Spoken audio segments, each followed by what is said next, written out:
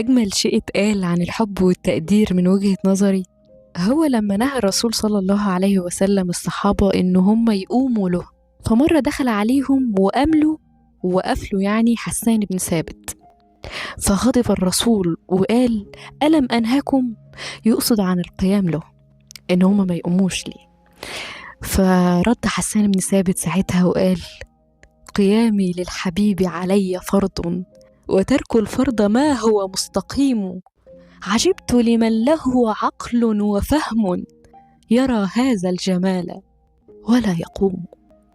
اللهم صل وسلم وبارك على سيدنا محمد النبي الأمي وعلى آله وصحبه وسلم. صلوا عليه.